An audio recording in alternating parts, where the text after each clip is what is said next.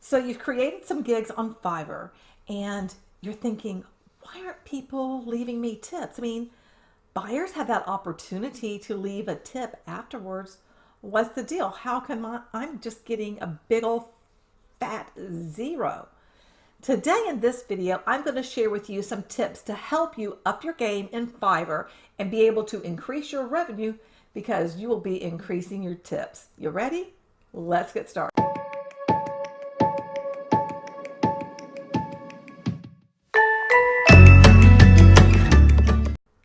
Hey there, my name is Alanda Carter and I'm a professional instructional designer. That means I design and develop training. I have the fancy degree and all that jazz. I'm also a former classroom teacher. Back in February 1st of this year, 2019, I created my first gig on Fiverr. And honestly, I kind of did it because my client, a local client, that just like ended suddenly, and I'm going, okay, well, what do I do? Where can I go? And I just like decided, let me give Fiverr a go. And I posted something out there and I just kind of let go of the outcome. And lo and behold, I started getting contacted. So maybe you're in a position where you're thinking, you come to Fiverr and you have like dollar signs in your eyes and you're having this expectation that the money's just going to roll in. And the truth of the matter is, just like anywhere doing anything, it's just not as simple as what people make it out to be. But that doesn't mean that you can't make money. So let's go ahead and dive into how you can increase your money on Fiverr. Okay, the first thing is your price.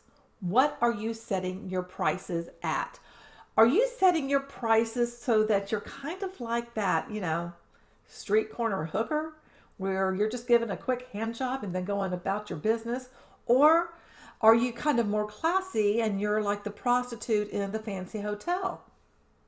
What I mean by that is there are gigs on Fiverr where people can get things for a very, very low price. And there are other gigs where people can get something similar to that, but it's more expensive. And why is that? People tend to look for the rock bottom, yes, but they also tend to look for like, how can I get something that's of real quality? And people tend to think that quality doesn't come if something is real low. So if your prices are super, super low, I encourage you to really look around and reconsider what you're doing in terms of your pricing structure. Up your game because you're a professional. Remember, you have something to offer that somebody wants. Okay, the second thing is drop the expectation. Let me tell you why. Okay, I come from a restaurant family. I was, my dad had a restaurant. He was president of the Restaurant Association. My husband is a wine sommelier.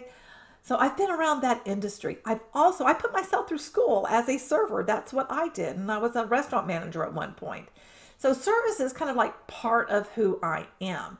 And the thing is, when you're a server, if you think about like every table that you go up to, and if someone seems like they're not going to give you a tip and you kind of treat them like crap, but somebody who you think is going to give you a tip, you treat them really differently, that kind of sets you up for failure because you're putting expectations on something where you don't know what you're getting in return. So if you drop the expectation of expecting anybody to leave you anything, that will really relieve pressure off of you. And what you really need to do is treat everybody the exact same, because you never know. Let's just say that someone gets a gig from you today and they don't tip you for whatever reason, which, by the way, they don't have to tip you. That's why I said in the first point to set your prices at a way where you don't have to depend on a tip. So people, when they get something from Fiverr,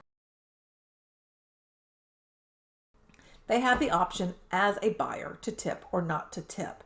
So they may or they may not. You are not guaranteed anybody is going to leave any amount of money extra for you. So if you are just thinking that everybody should tip you, just like that server who's thinking everybody should really tip them, then you may be in for a huge disappointment, because this is what happens in the server life. When you're a server, there are going to be some tables that leave exceptional tips, and there are going to be other tables that leave you absolutely nothing. And in the end, it all kind of washes out. It evens out. So if you have that expectation that you're always going to get a tip, you put pressure on yourself, you put out energy that has that pressure, and you may kind of come across as a jankhole to whoever you're serving. The same is going to hold true on Fiverr.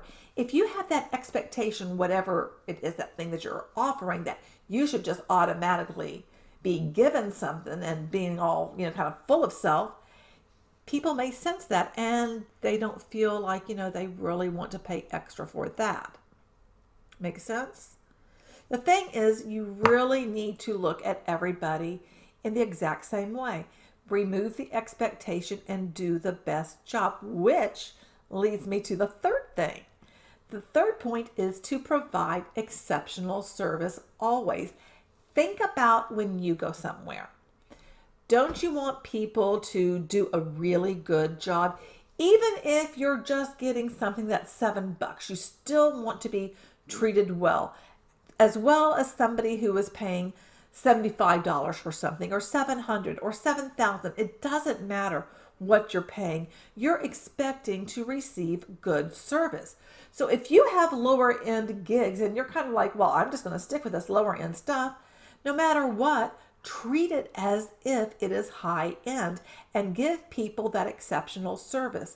Because the thing is, maybe those people aren't leaving a tip right now, but if you give really great service, you don't know who they know. You don't know who they may be talking to, and they may recommend you. And whoever they recommend you to may leave you an outstanding tip just because, you did a really good job. So that's the bottom line, is take away that expectation, always deliver exceptional service, and set yourself up to be treated well, because you have your prices that aren't rock bottom. You have prices where you've upped your game and you're showing that you really are a professional, because you're not just doing, that street corner hustle. Thank you so much for dropping by. Go ahead and drop below if you have ever received a tip in Fiverr, and let me know how much. I've received tips of $5, $10, and $50 so far, and I never have the expectation that anybody is going to give me anything. It's a little bonus and it feels good. Also, if you like this video, go ahead and give it a thumbs up. Also, be sure to hit that subscribe button and the notification bell. And as always, thanks for being here, and remember this, change starts now.